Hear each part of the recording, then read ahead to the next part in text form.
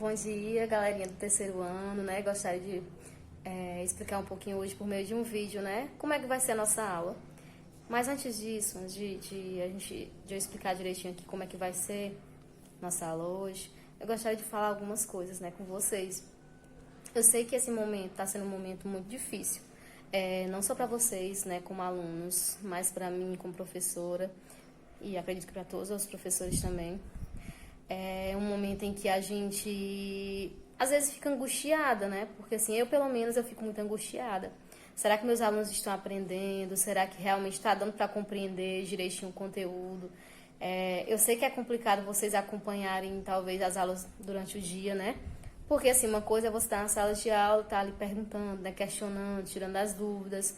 E outra coisa totalmente diferente é você estar distante.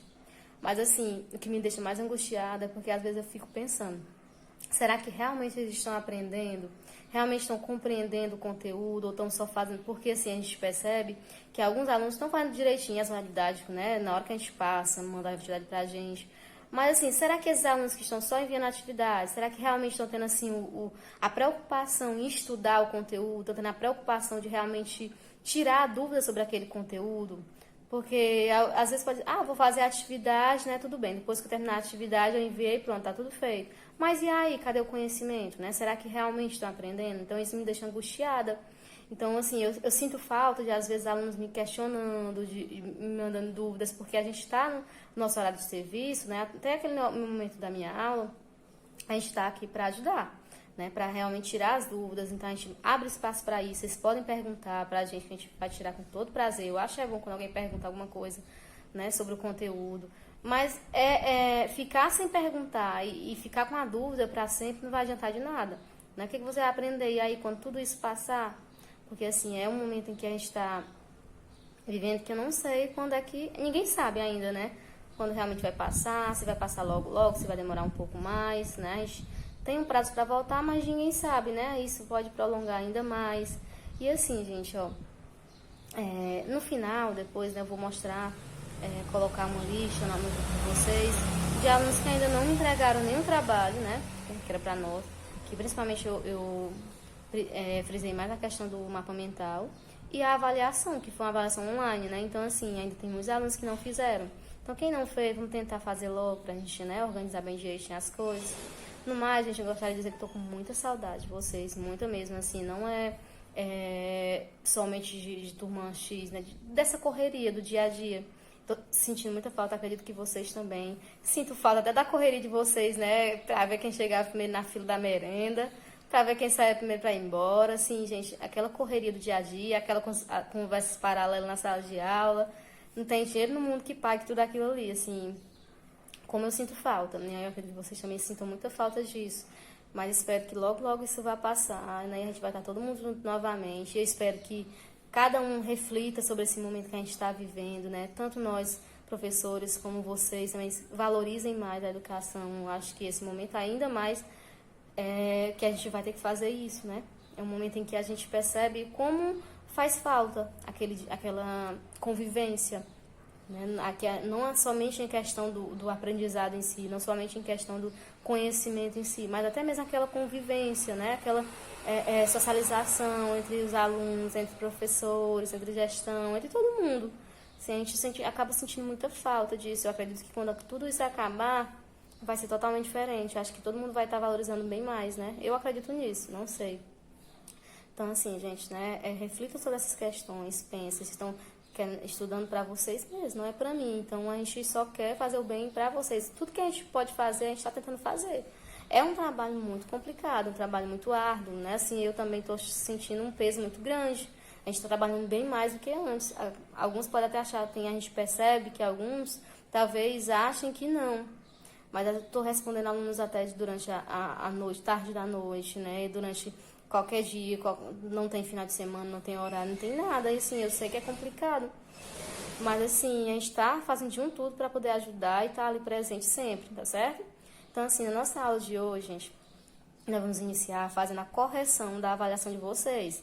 Eu vou estar colocando no vídeo a imagem, né, um print das questões, e a gente vai discutindo sobre cada uma delas.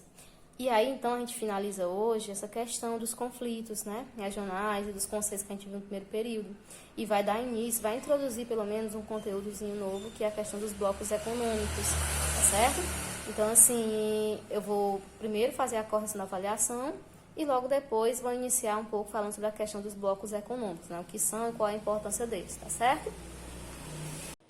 Na primeira questão tinha um texto, né, onde falava a situação de Gaza. E aí, assim, falava um pouquinho sobre a situação nesse local, né, na faixa de Gaza. E aí perguntava assim, questionava, que região do Oriente Médio é enfatizada no texto? No caso, né, o próprio título aí fala que é a questão da faixa de Gaza, né? E o que é essa faixa de Gaza? Faixa de Gaza é um território, gente, que fica localizado na Palestina, território palestino. Vocês lembram a questão do conflito árabe-israelense? O conflito que aconteceu, né, nas terras da Palestina, chamada Antiga Palestina, no caso, que é um conflito que até hoje ainda não foi resolvido, né? Palestina em si, né, era um território que muitos anos atrás era ocupado pelos judeus. Só que com o passar do tempo, os judeus eles foram expulsos, né, dessas terras e tudo mais. E aí, os árabes, então, começaram a ocupar. E aí, com o passar do tempo, ocorreu um movimento conhecido como sionismo, que era um movimento que tinha como objetivo, né, a volta dos judeus, que eles estavam dispersos pelo mundo, né? E aí eles resolveram voltar. E para eles, para os judeus, aquela terra da Palestina era para ser deles, porque no caso, então, eles disseram que era a terra prometida, que era uma terra que já estavam lá há muito tempo. Só que aí, como os árabes já estavam lá, né, já tinham, né, todo ocupado aquelas terras e tudo mais, começou todo o conflito, certo? Então, é um conflito que, aí com o passar do tempo, né, as terras da Palestina, né, foram sendo divididas, né, a parte, né, ficou criado o Estado de Israel, conhecido, chamado, né, e outra parte lá, território pertencente aos judeus, os palestinos, conhecidos assim, né, devido a essa terra da Palestina. E então, assim, né, com o passar do tempo, foi havendo essas divisões pela ONU, mesmo assim Israel não ficava satisfeito com essa divisão, e aí começava a haver intifadas, né, que era conhecida como guerras de pedras, tá bom, que aconteciam entre eles, e aí um dos locais onde há muita tensão, há muitos conflitos entre os dois, é a questão da faixa de Gaza. A faixa de Gaza é um local onde realmente, né, frequentemente a gente vê falando nos jornais e tudo mais, situações de conflito mesmo, certo? De mortes, né? De questão. Então, nessa questão aí, vocês iriam colocar isso. A faixa de Gaza, né? Que é um território palestino, tá certo? Então, essa seria a resposta. Quem colocou a questão de faixa de Gaza em território palestino, né? Ou somente a questão da Palestina, tá bom? Tá, estaria correto, certo? Então, assim, quem ainda, né, ficou com dúvida nesse assunto sobre a guerra árabe-israelense, leia muito sobre isso. É um dos assuntos que mais caem, certo, em avaliações. Na segunda questão, pergunta assim, ainda em referência, né, ao texto. Quais foram as consequências do conflito na faixa de Gaza entre 2008 e 2009? Como vocês puderam ler, né, no texto aí que falava a questão, a principal consequência disso foram as milhares de mortes, né, que tiveram, milhares de feridos, né? Entre eles crianças, muitas crianças, gente, porque assim, o que a gente vê frequentemente, né? É um local onde acontece tantos conflitos assim e eles não levam em consideração nada se é criança, se não é, né? Então, assim, muitos sofrem por conta disso, das consequências, tanto foi a questão das mortes, como a questão de pessoas muito feridas, como também a destruição, né, de várias moradias, de várias habitações, de vários locais. Então, essas foram as consequências que tiveram, né, com esse conflito aí entre 2008 e 2009. Na terceira questão, você ia ler um trecho. É um conflito que já teve 10 mil mortos, segundo a ONU, na qual dois países estão disputando um território chamado Crimeia ou Península da Crimeia. O principal valor estratégico desta região é, sem dúvida, a sua posição geográfica e apresenta uma saída importante para o Mar Negro, que é o único porto de relevância comercial europeu. Com base no trecho, responda. Que países estão interessados neste território? Né? Qual foi a alternativa que vocês marcaram aí? A alternativa correta era essa letra C, onde fala Rússia e Ucrânia. Mas vocês sabem me dizer assim, se entenderam realmente qual é o motivo dessa discussão entre a Rússia e a Ucrânia? O motivo desse conflito, no caso? Para a gente entender esse conflito, é necessário você entender, a gente levar em conta que a Ucrânia é um país dividido, tanto do ponto de vista étnico quanto cultural.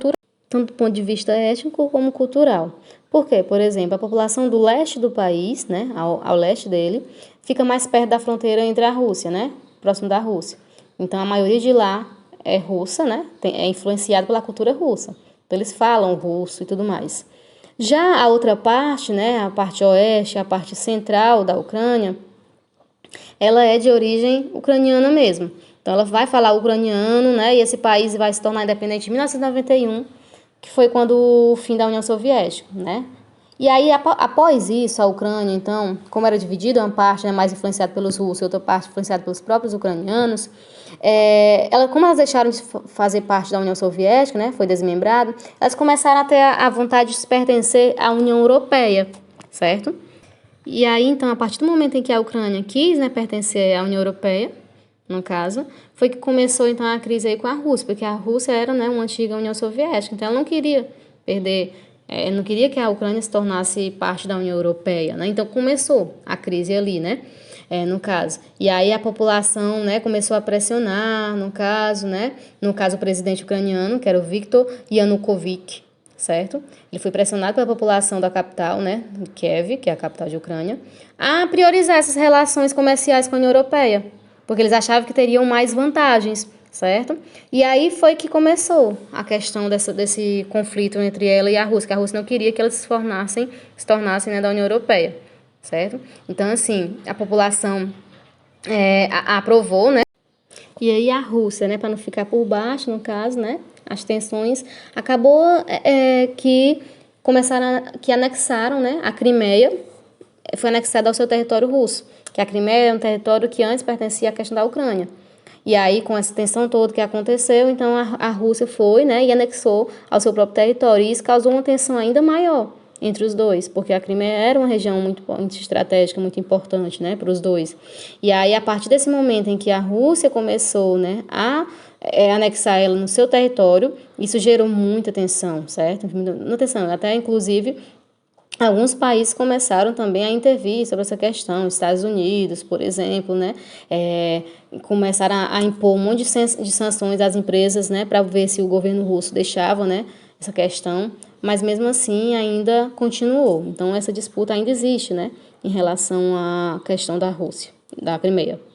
E a quarta questão, ela mandava você ler no texto abaixo, né? Essa guerra civil começou em 2011, dentro do contexto da Primavera Árabe, quando houve uma série de protestos contra o governo de Bashar al-Assad, em 1965. A guerra afetou em cheio a população civil, estimada em mais de 24 milhões de pessoas nos primeiros 5 anos, e ainda não terminou. A guerra foi deflagrada quando um grupo de cidadãos se indignou com as denúncias de corrupção reveladas pelos Wikileaks em março de 2011. São realizados protestos ao sul de Derra em favor da democracia. A população revoltou-se contra a prisão de adolescentes que escreveram palavras revolucionárias nas paredes de uma escola. Como resposta ao protesto, o governo ordenou às forças de segurança que abrissem fogo contra os manifestantes, causando várias mortes. A população revoltou-se contra a repressão e exigiu renúncia do presidente Bashar al-Assad. O país que o texto faz referência a essa guerra civil Aí não está saindo todas as opções, né? Porque na hora do print não deu certo. Mas assim, a resposta correta aí era a Síria, né? Vocês lembram quando a gente estava explicando sobre essa questão da Síria? Eu ainda expliquei na sala, né, uma vez, e depois vocês também passaram dias estudando sobre esse assunto, naquele PDF que eu passei, né, no caso.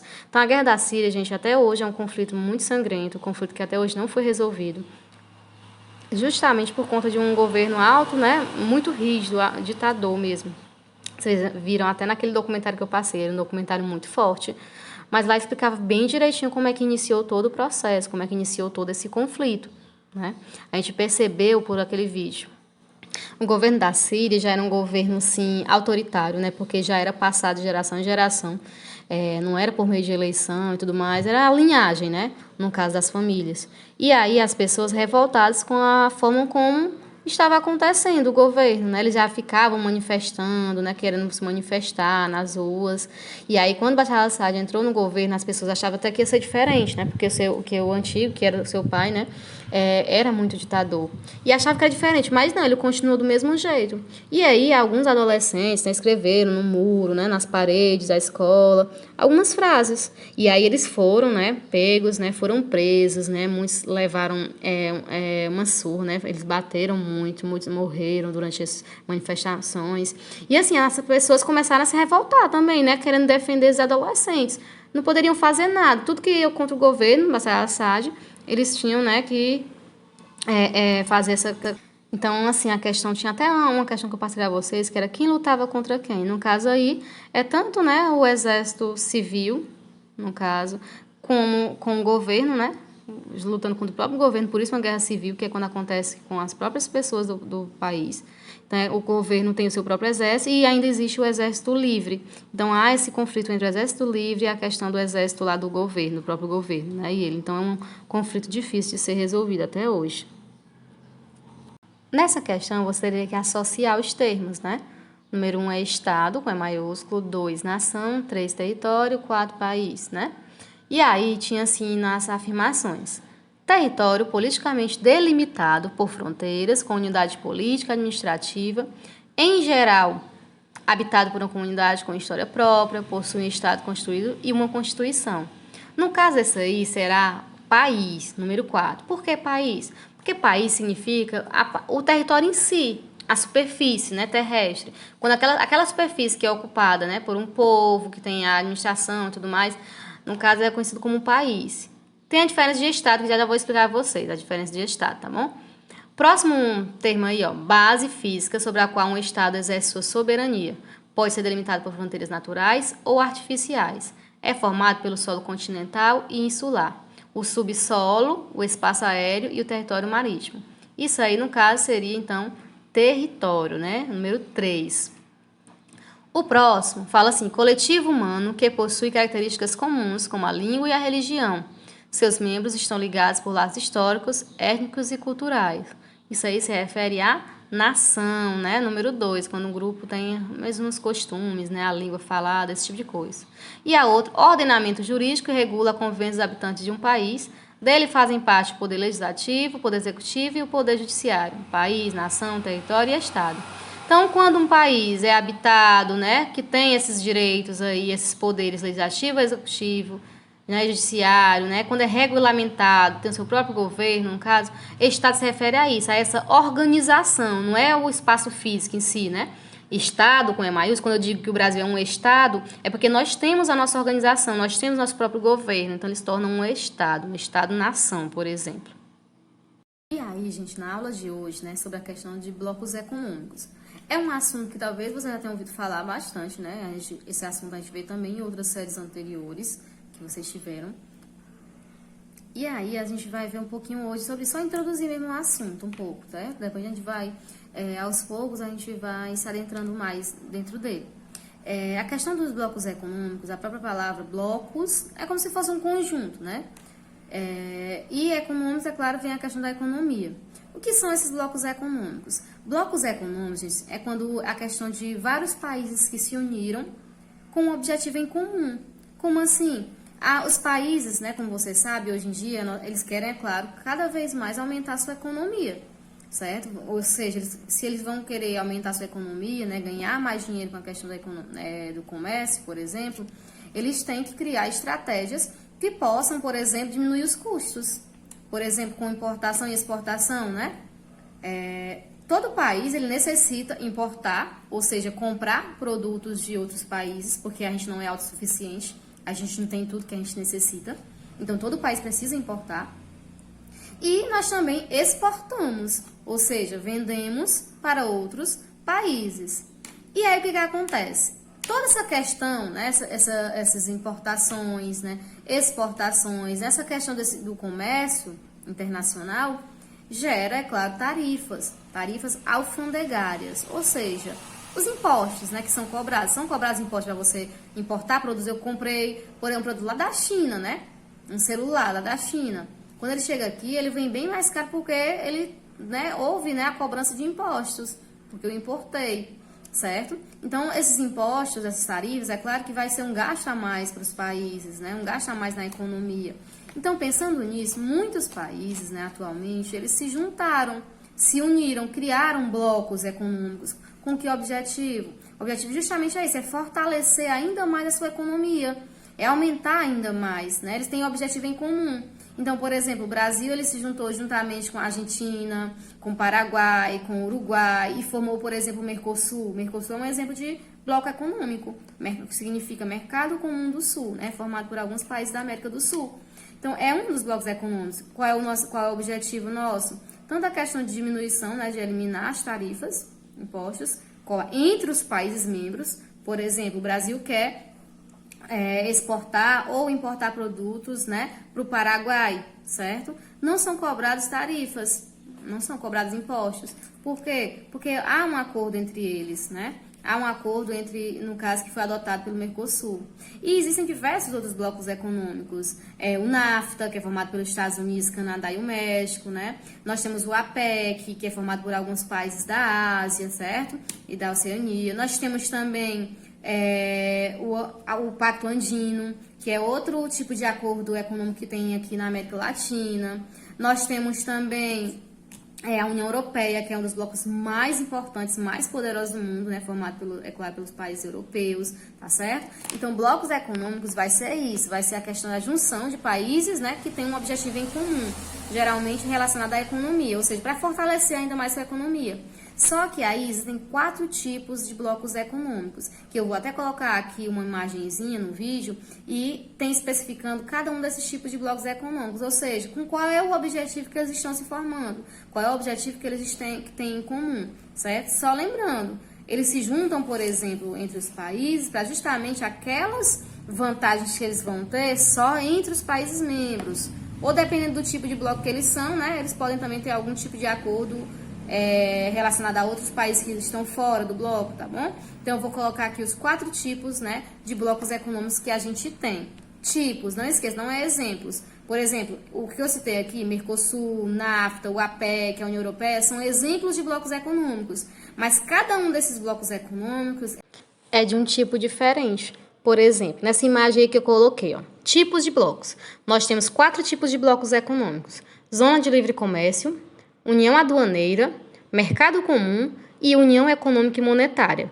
É como se fosse várias etapas de um tipo de bloco econômico. Por exemplo, quando um bloco econômico, um país se juntou com outros, né, com o objetivo simplesmente de a livre circulação de mercadorias, ou seja, não há impostos na circulação desses produtos entre os países membros, né? E a moeda nacional deles é mantida normalmente, por exemplo, cada país pode ter sua própria moeda, né? E cada país define o imposto de importação para os produtos vindos de nações não pertencentes ao bloco e as regras para o trânsito de capitais, serviços e pessoas. É considerado um tipo de zona de livre comércio. Como assim? Por exemplo, no início, o Mercosul era apenas um tipo de zona de livre comércio, porque o nosso objetivo era simplesmente apenas diminuir ou reduzir, no caso, ou eliminar as tarifas que eram cobradas entre os países pertencentes ao Mercosul, por exemplo, Argentina, Brasil, Paraguai. Como eles faziam parte do mesmo bloco, Mercosul, entre eles não era cobrada tarifa nenhuma. Então, o objetivo que foi, quando o Mercosul foi criado, era simplesmente para isso. Mas cada um tem sua moeda nacional normal. O Brasil adota o real, né? Na Argentina é o peso argentino, no Paraguai é o peso paraguaio e assim vai. Então não mudou em nada. Então eles eram apenas uma zona de livre comércio. Só que com o passar do tempo, e aí cada um também, eles poderiam comercializar com outros países e adotar sua tarifa própria. Por exemplo, o Paraguai ele adotou uma tarifa de 1%, né, a cobrança de impostos para comercializar com os Estados Unidos. O Brasil podia ser 2%. Cada um podia, né, colocar a sua tarifa como quisesse. Então era só apenas zona de livre comércio porque era apenas para eliminar. Só que atualmente não. Atualmente o Mercosul não é mais zona de livre comércio. Porque além de a gente, né, ter reduzido os impostos, né, ter eliminado os impostos entre os países membros do Mercosul, a gente adotou agora um imposto em comum entre os países membros, para comercializar com outros países de fora do bloco. Então a gente passou a ser já uma união aduaneira. Hoje em dia o Mercosul já é uma união aduaneira. O que é do tipo a união aduaneira, né? Quando há livre circulação de mercadorias, quando cada país define suas próprias regras, né, de circulação de capitais, serviços e pessoas, a moeda nacional também é mantida, assim como na zona de livre comércio, né? E o imposto de importação comum para as mercadorias vindas de nações não pertencentes ao bloco, ou seja, países que não fazem parte do bloco, mas eles criam um imposto em comum entre eles. Para quê? Para que não haja, por exemplo, grande concorrência, né? E assim vai atrapalhar um país. Então, eles adotam uma tarifa em comum. Então, se torna uma união aduaneira.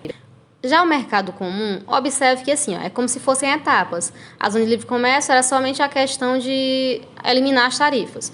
A união aduaneira entre os países membros, né? A união aduaneira era além dessas, né? Livre circulação de mercadorias, além dessas, é também a questão de criar um imposto em comum para comercializar com outros países. O mercado comum é todas essas outras, que diz da zona de livre comércio, que diz a união aduaneira, e ainda eles começam, né, também a adotar outra coisa, a livre circulação de pessoas, mercadorias, serviços, ou seja, as pessoas podem circular livremente, né, de um para outro e tudo mais.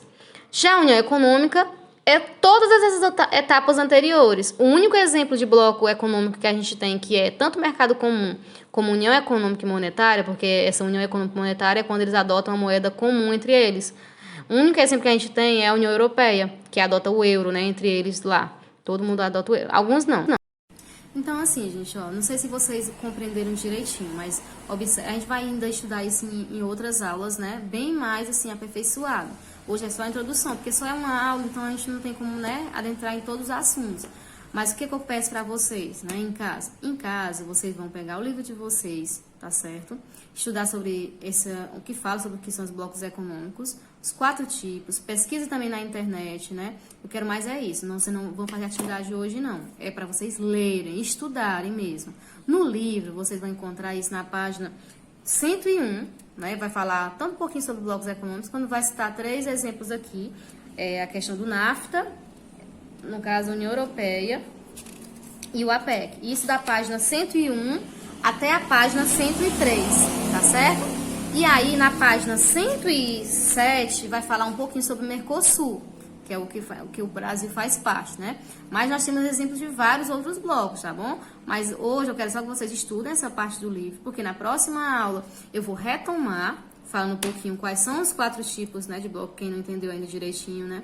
Quem ainda tiver com dúvida pode me perguntar, tá bom, no privado. Vou também colocar uma sugestão de um vídeo, outro vídeo no YouTube, né, falando um pouquinho sobre a questão dos blocos econômicos, tá bom? Então, hoje é somente para estudo. Não esqueça, pesquisem mais o que são blocos econômicos, o que você pode, né, tirar disso. Podem fazer anotações para vocês, né, irem lembrando depois, anotem no caderno de vocês, tudo isso é válido, tá bom? Então, tchau, gente, boa sorte, bons estudos, tá bom, para vocês. Até a próxima aula.